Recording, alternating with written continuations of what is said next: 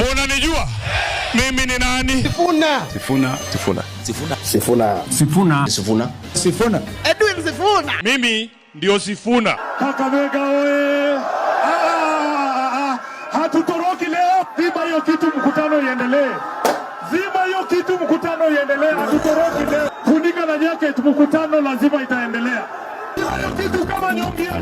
Kitu gani ambacho kinafanya huyu mwamba katika siku za hivi karibuni kila mtu anamtaja hadi wengine wakiitanishwa na jina lake? Leo tunaangalia video ambazo zimefanya Sifuna kuwa Sifuna. Mimi ndio Sifuna.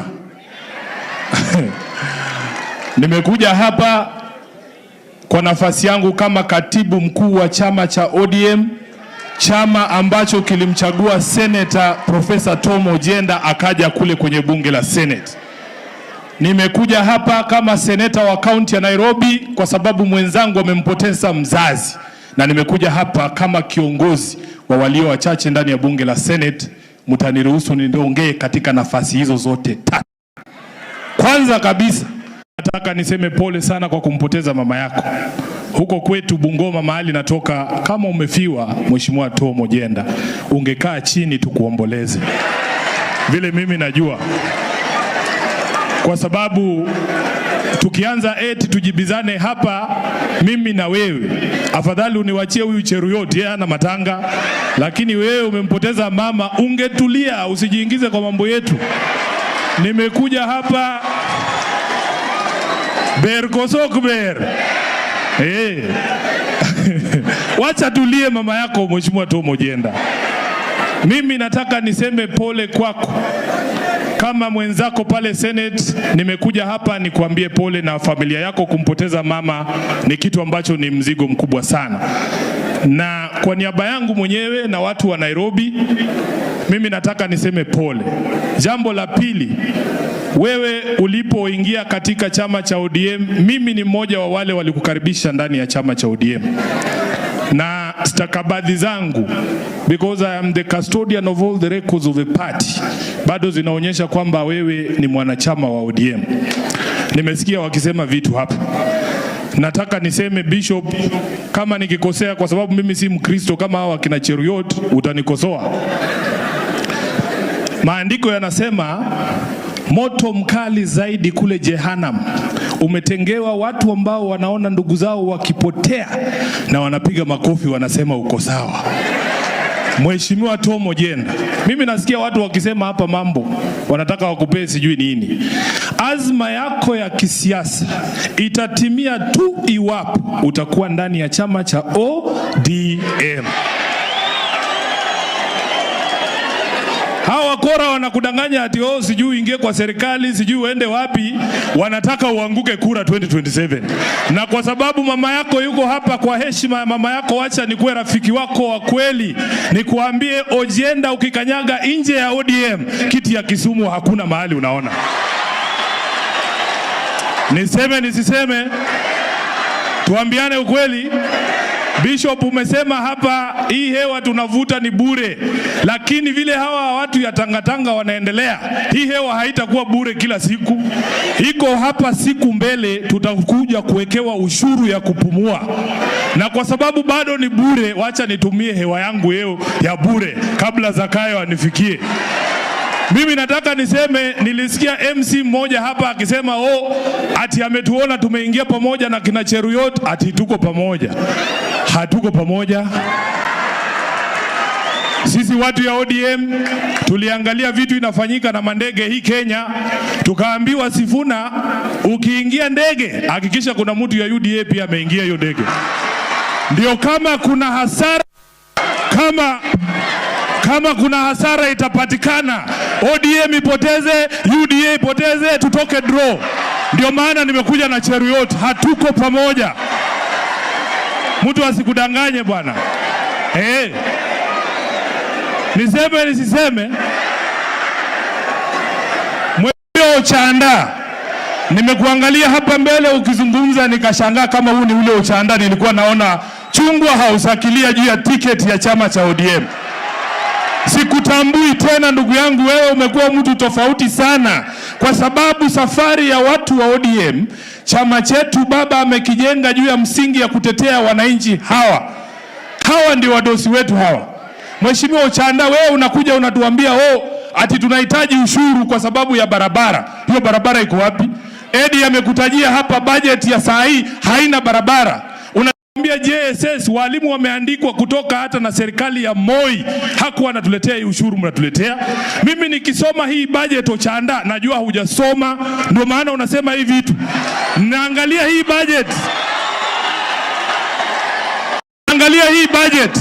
Rafiki zako wa State House wamejiongezea bilioni 1.2 ya chai na mandazi State House. Usituambie mambo ya barabara. Ameongeza shilingi 678 million shillings ati inaenda kwa ofisi ya Gashagwa.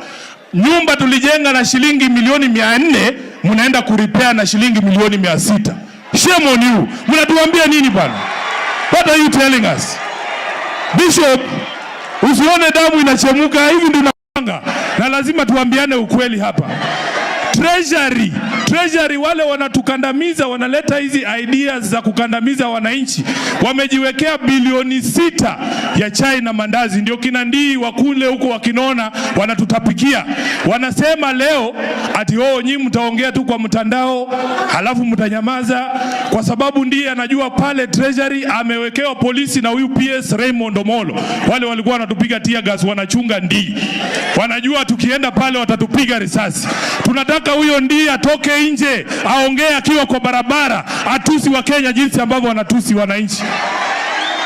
Yaani hii serikali imekuwa mbaya mpaka watu kama Rigathi Gachagua wanaanza kukaa kama watu wazuri. Mpaka yeye ndiye anawaambia muache kuonyesha wananchi madharau. Inawezekanaje Rigathi ndiye ana akili kwa hii serikali? Inawezekanaje? Kwa hivyo mimi nataka niseme kama katibu mkuu wa chama, jana nimeketi nikaandikia wabunge wetu wote 86. Nimesign na hii mkono mimi mwenyewe 86 letters. Huyu mkwasi wangu mbunge wenu hapa wa Nyakach Aduma amepata hiyo barua. Kama chama tumesema kuanzia Tuesday hakuna safari za nje. Mnakaa kwa bunge mpaka huo mswada muhakikishe kwanza mmeangusha huo mswada, kwa sababu unakandamiza wananchi wetu. Tunaelewana? Na tunataka viongozi walioko kwa serikali wajue kwamba ukiwa kiongozi wa kitaifa, wewe ni kiongozi wa kitaifa. Ukiwa naibu wa rais na kila wakati unazungumza lazima nikuwe na demu yangu Mkikuyu aniambie ile kitu unasema, wewe ni rais kweli? Kwa nini usiongee Kiswahili? Mheshimiwa Walo, na wewe PS, resist the urge from the public to make you local leaders.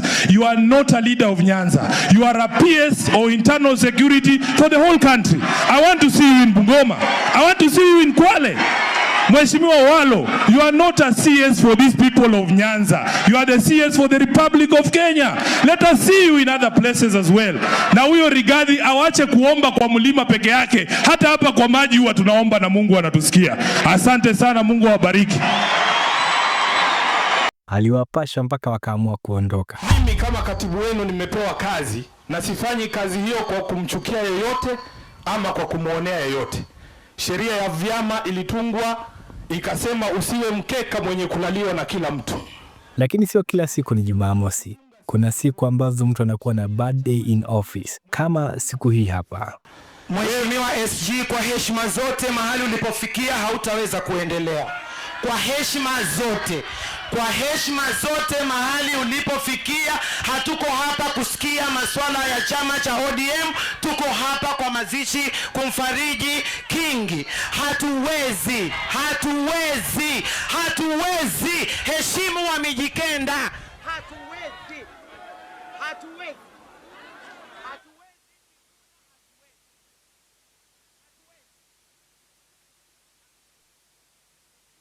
Mwamba, ni kitu gani ambacho kimefanya ukaachilia microphone kwa hepesi? Huwa hatuvurugani na wanawake kule nakotoka mimi. Wala haumuinulii mwanamke mkono ukamsukuma ama ukamchapa. Kwa hivyo ndio uliona akija kuchukua microphone nikamwachia yeye. Lakini ukweli utasalia ukweli. Huyu Mwamba ukimchokoza jua kwamba hakuachi mpaka mwisho. Sasa sikia alichomwambia Aisha Jumwa. Nilimsikia anasema hapa ati watu tunampangia hila. Eti sijui tumshike tumnajisi. Hata kama wewe ni wakunajisi, si unaangalia mtu unanajisi. Mimi kama mwanaume Mluya nawaambia, hata kazi ile tunafanya kwa kitanda tunaangalia vitu ambavyo vinalika bwana. Hakunajisi wewe nani Aisha Jumwa, labda ujinajisi wewe mwenyewe. Ukijiangalia kwenye kioo, sisi tunakula vitu vimekolea bana. Ni lazima kitu kiliwe, tafuta kitu ambacho kikipika kinaivika. Hiyo yake utachemsha siku ngapi ndio ikuwe tayari kula bana. Hapa mwamba ni kama lipitiliza. Je, ataomba msamaha? Even the latest action was precipitated primarily by utterances that she had directed at the ODM party, that somehow we were planning to visit sexual violence on her. And as the leader of this party, I had to set the record straight that we had no such plans or no such intention. Those remarks are regrettable. We are willing to offer up to 50 hours of free community service to work with any organization that works with looking for justice for gender-based violence victims, and we believe that it will help to demonstrate that there is genuine remorse in the utterances that I made. Lakini hata baada ya kuomba msamaha, akipata nafasi, kama umemkosea, juu akipata nafasi atang'ara na yeye. Mimi nawaheshimu sana Waislamu kwa sababu nyinyi mumeweka heshima ya dini yenu. Sisi kule makanisani wa Kristo tunaona mambo ambayo ni ya kushangaza sana. Tumeingiliwa na wezi na wanyang'anyi. Siku hizi wamefanya makanisa yamekuwa mapango yao. Hata sasa baada ya kugeuza hayo makanisa kuwa mapango ya wanyang'anyi, wameanza kugeuza nyimbo zetu ambazo tulikuwa tunamsifu Mwenyezi Mungu, siku hizi wanawasujudu na kuwaabudu wanadamu. Imetushangaza sana. Nyinyi muweke dini yenu na imani yenu, kwa sababu nyinyi mumesimama imara nyumba ya Mwenyezi Mungu. Kwa wale ambao hawajaelewa alichokimaanisha, amemaanisha hivi: Hakuna wakufanana na Ruto. Sifuna ni seneta wa Nairobi, lakini pia mwakilishi wa walio wachache katika bunge la seneti, na hata huko katika bunge la seneti anaupiga mwingi. Mr. Speaker, I'm very well versed with Rule 30. Just read Rule 30. I am well versed with the rule. I just want to say... I am not versed. Read it for me, please. But you cannot direct me to read. I am saying... Honorable Sifuna, read Rule 30. I am well versed with the rule. Let me say what I want to say, Mr. Speaker. Yeah, let her read. Let's see how well she knows. I don't think there is any rule that requires that I can be directed to read. These games, Waziri, they must come to an end. Because just a minute. Honorable Speaker, please allow us to speak, Majority Leader. I am on the floor. Why are you heckling us? Why are you heckling us? This is not your house. Leader, this is not your house. Majority this is the house Leader. For all of us. Majority and the Leader. information that we have comes from the Speaker. Majority Leader. You can't heckle us all the time. Can Majority you throw him Leader. out? Honorable Majority Speaker. Leader. Order. Order. Order. Order. No, Order. Honorable Speaker, Order. this is unacceptable. Order, Senator. Even if I was asked to be nicer, I will not allow this provocation to continue. You started heckling. Okay, then let's stop it at there.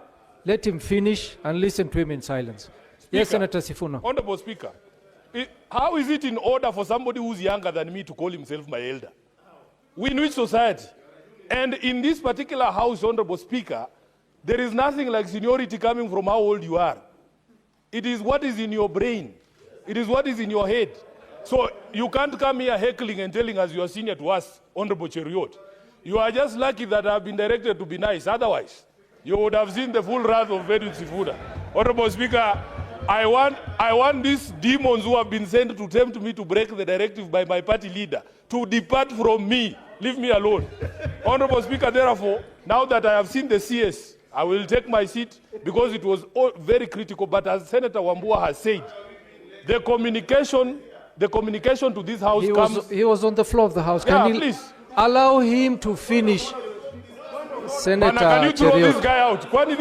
Is Senator Cheriot. Cheriot above the law? Is Senator Cheriot above the law, Honorable Speaker? Order, Senators. He can't heckle like this.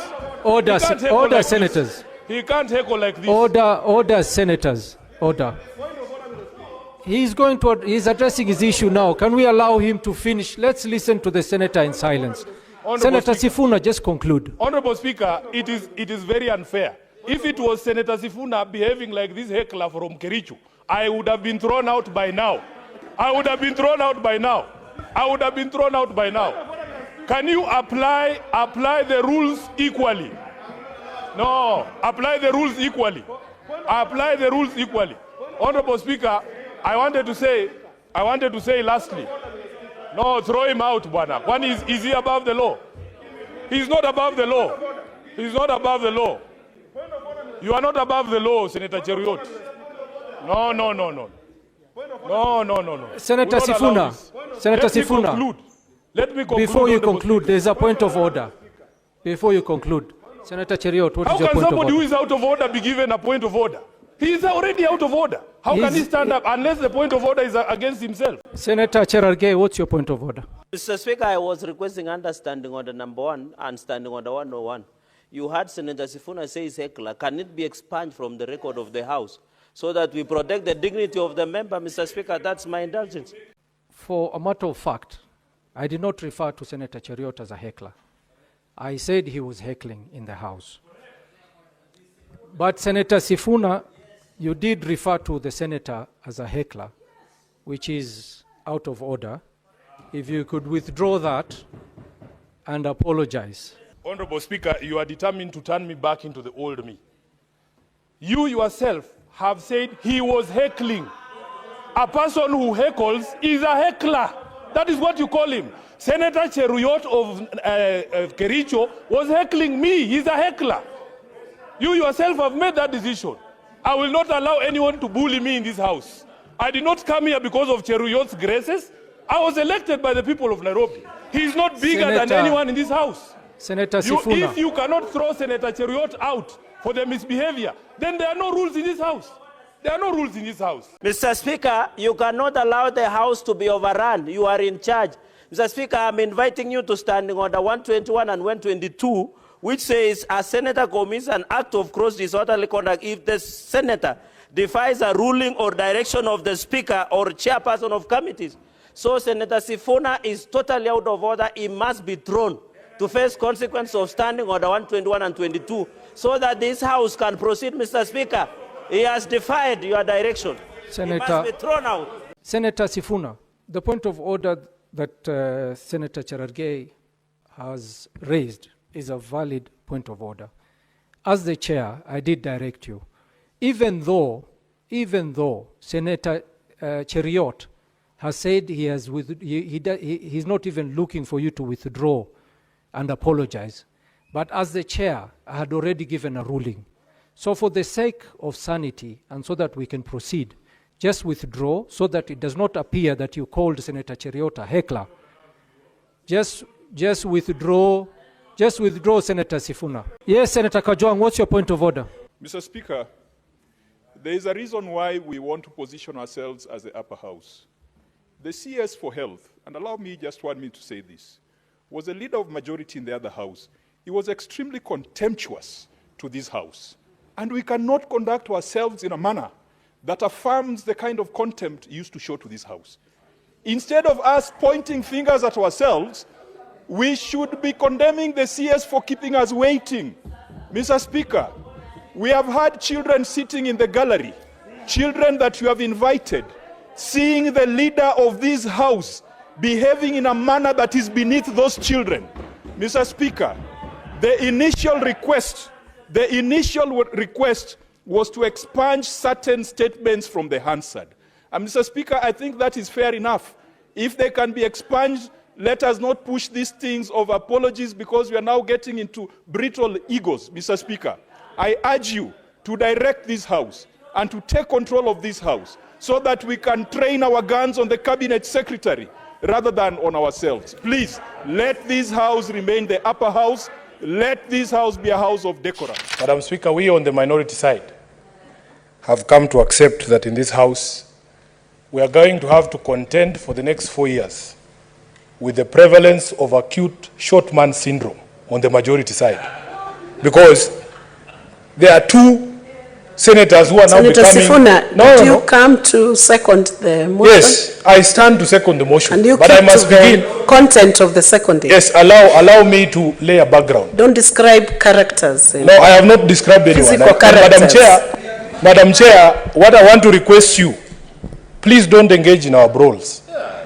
Please, just sit and be a neutral referee. I have not named anyone. I have just said that we have come to accept that in this house we will have to be content with very serious acute short man syndrome by some people on the majority side. This is why every time we stand here, we are hardly ever given an opportunity to express our opinions in the manner in which we are supposed to. We have raised this objection and we shall not tire to put it on the record that in fact our interest here is to debate things soberly. But if the environment does not allow for us to debate soberly, we will act the way these short men want us to act. We will be short like them. Madam Speaker, you are not a short man. Why are you heckling? Stop heckling.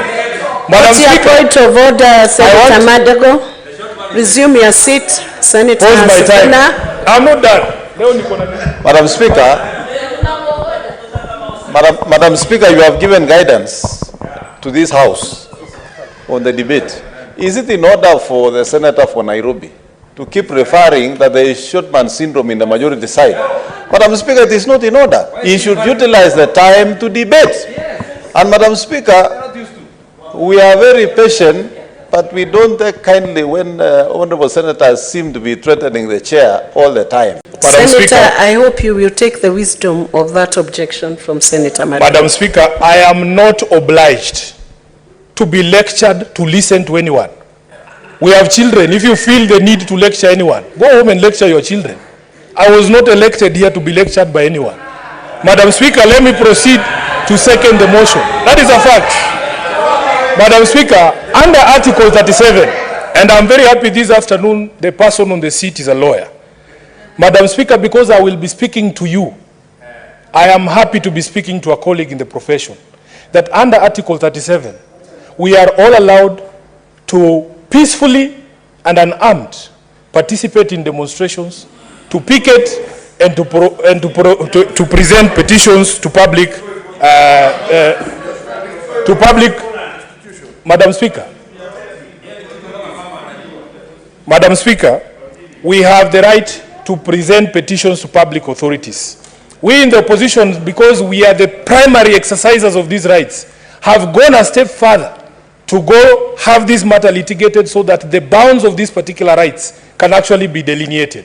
We have prosecuted this matter before the High Court, Madam Speaker, and the High Court has very clearly spelled out, under the exercise of these rights, the responsibilities of the conveners of the maandamano and the responsibility of the police, Madam Speaker. Having complied with the requirements under the law, in fact, the law as it is right now under the Public Order Act, all that is required is a notification to the police that you will be holding these peaceful processions. Madam Speaker, indeed, the coalition called Azimio la Umoja did notify the Nairobi County Commander via writing, a written letter, that we would be undertaking this maandamano. It was also shocking to us, therefore, Madam Speaker, to hear the police in Nairobi declaring that the planned procession by Azimio was unlawful. And we, because we understand that under the protection of the Constitution, we do not need anybody's permission, we said we would proceed anyway. And that is exactly what we did, Madam Speaker.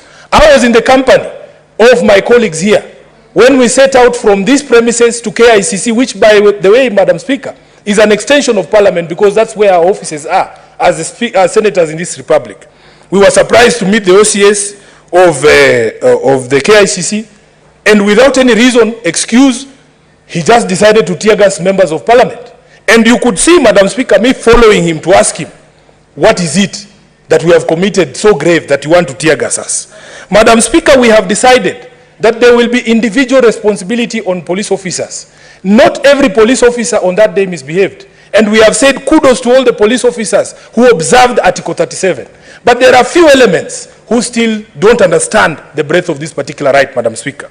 We have identified the OCS for KICC and a DCI officer, Madam Speaker, who was targeting members, including myself, with live rounds on Wabera Street, Madam Speaker. I want to tell the people who laugh and joke about these matters, luckily, because all of you are my colleagues, in the event that I meet my demise in the streets, my family has assured that they will set aside a tent for honorable senators. You might laugh and joke about these things, but you are the ones who will still come to bury me, and I'm sure you will do it gladly. Madam Speaker, I wish I had time to print out an image of a child called Master Lewis Musera, who was hit on the head in Makadara by a tear gas canister. These things people laugh and say, oh, it's just a tear gas canister. That projectile, Madam Speaker, if it is fired directly at you, from the distance at which I'm speaking to you, Madam Speaker, be assured there will be a funeral in your home area. I can assure you. So what are we doing as the leaders of the Azimio? Madam Speaker, we have seen, even in the past, there have been people who have confessed to infiltrating this opposition maandamano and committing nefarious crimes, including people who bring old cars and burn them and say, oh, these are members of ODM. But we are going to be ever vigilant. In fact, Madam Speaker, we have said, we will not tolerate anybody calling themselves a police officer in civilian on Monday and on Thursday next week. Because that is how thugs are coming in within us, then they are harming people. Madam Speaker, what we want to do is to make sure that we exercise our rights. Senator Sifuna, your time is up. My mic is still on. So,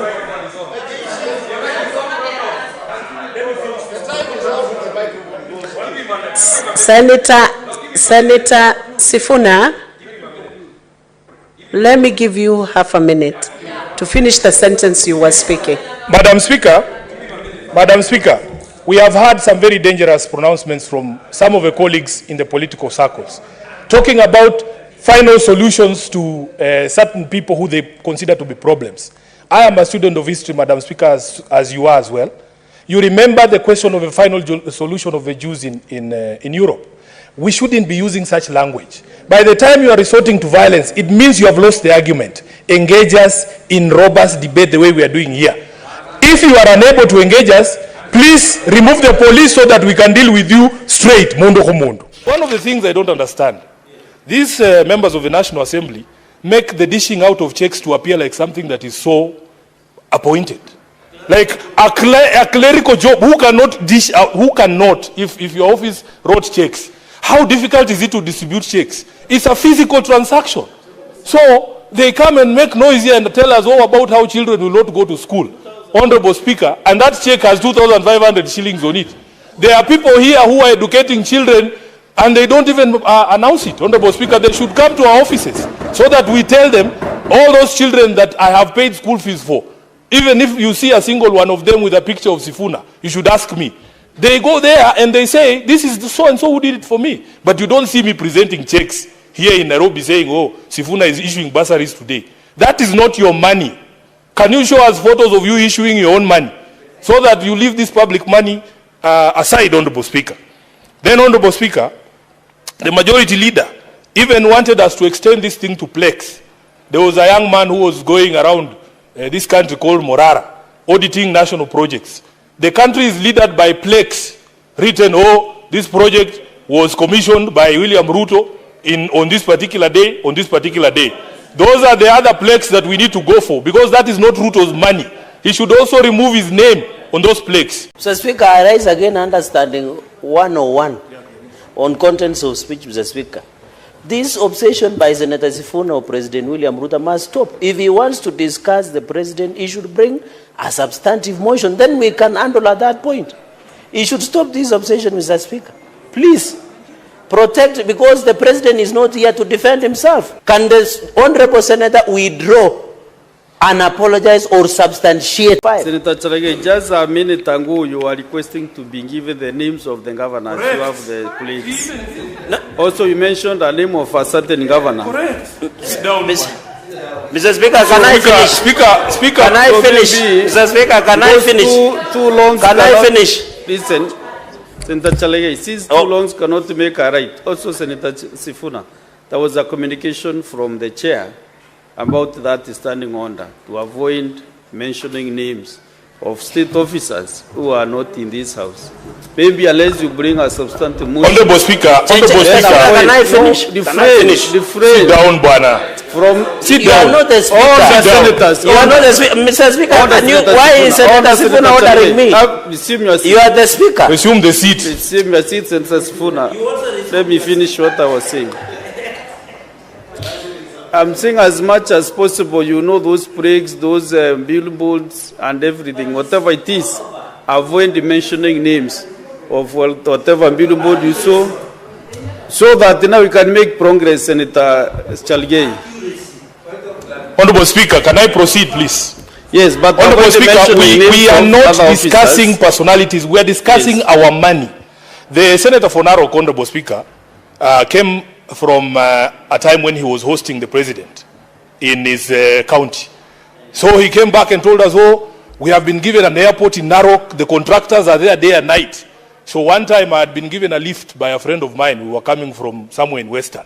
I said, I want to see this airstrip in Narok that has a contractor day and night. So I asked the pilot to fly over that space. Honorable Speaker, there is a plaque sitting there. There are no contractors there. That young man called Morara has gone around the whole country, has shown us. Even when you go to the so-called stadium in Wote, if you go to Kamarin Stadium, you will find those plaques there. Honorable Speaker, we cannot have these gatekeepers of the executive in the legislature. You do your job, let him do his job.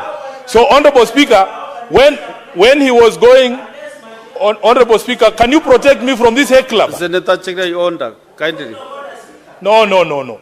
Honorable Speaker, do you know? Of order are not making sense now.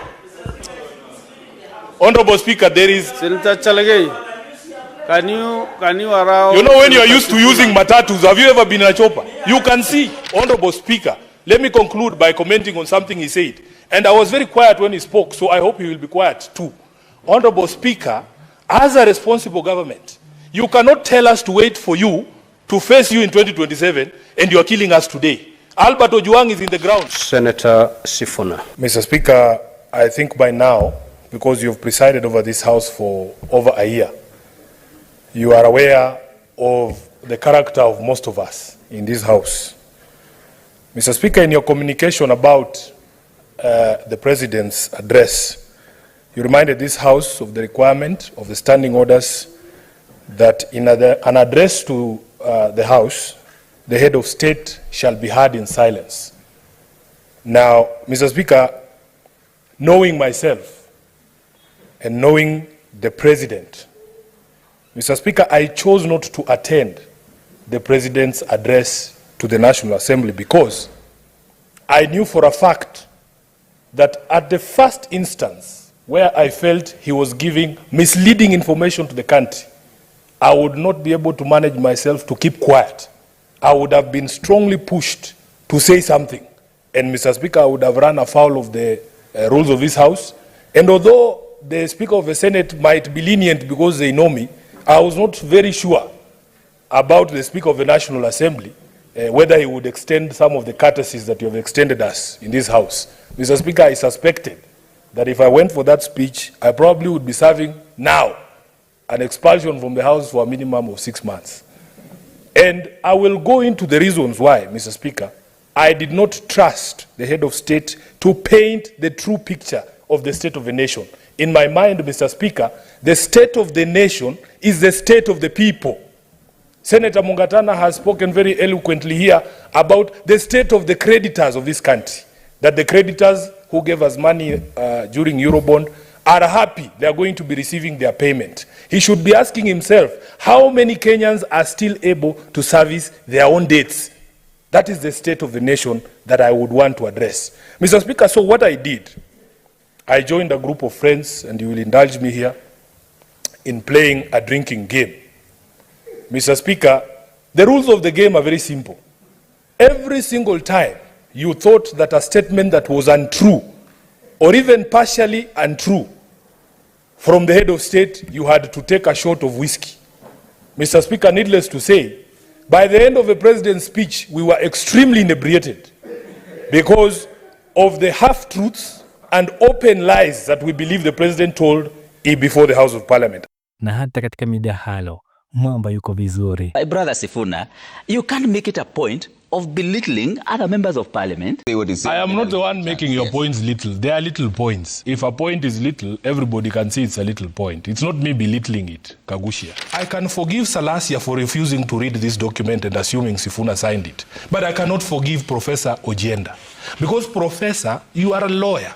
When you see people running away from a document, and that's the reason I have brought this thing here, because there's been a lot of nonsense being said about the contents of this document. Luckily for us, all of us here, we are lawyers. They know about the parole evidence rule, that once the contents of an agreement have been reduced into a document, you do not introduce oral evidence to explain its contents because the document will speak for itself. You are a professor of law, please don't behave like Salasia. Read the document so that you understand and explain to your people what it says. The mission in 2027 is not to make Sifuna senator. The mission in 2027 is to rescue our country. Whatever it takes, Trevor, if it takes Sifuna losing the Senate of Nairobi to kick William Ruto out and make him a one-term president, so be it. That is a higher calling than me being senator. You know? So I am telling you, Ekuru, you have what we call delusions of grandeur. Nobody wakes up thinking about Ekuru or Third Way Alliance. We let you run alone in a repeat election. You came up with 18,000 votes. That's a third of the votes that I got in Kileleshwa ward in Nairobi. That's what I'm telling you. How ignorant so you are. I am telling you, look at the results. you Ekuru, you overestimate. No, I am responding to the things that you're saying. Don't be bitter. I'm not bitter. This is how I am, Trevor, and you know me. I am responding to the things that you have said. You are insignificant in the political calculations of the country. Ekuru, we could let you run alone in 2027 and you will still lose that election. You know what? I am happy in my small outfit called Third Way Alliance because we are principled. We? Yes, we are. I? Yes. No. You cannot use plural, but like, say I am principled. You know, Sifuna. Who is we? Sifuna. You earlier on told me not to speak for yourself, for you. Now you want me to But you can't tell us any other member of Third Way. We have asked you to tell us your chairman in Nairobi. Just go to the political party's office and you will see the structures are there. And you don't know him. He doesn't exist. Okay, let me refresh his memory. 2018, March 9th. Didn't his party leader sign, go into handshake with Uhuru regime, which they are opposed to? Did he say he was going to vote for Uhuru? No, it's not about voting. Read the law. No. What does the law say? Listen. What does the law say? You know the problem is Sifuna, you are a lawyer, Bana, my friend. Yes, I'm a lawyer, and I think I'm a better lawyer than you. But you're speaking like a mamamboga. Je, inawezekana kwamba Raila Odinga kuna kitu alikiona kwa Sifuna na kutaka kuwa mrithi wake siku atakapoondoka duniani? Time will tell.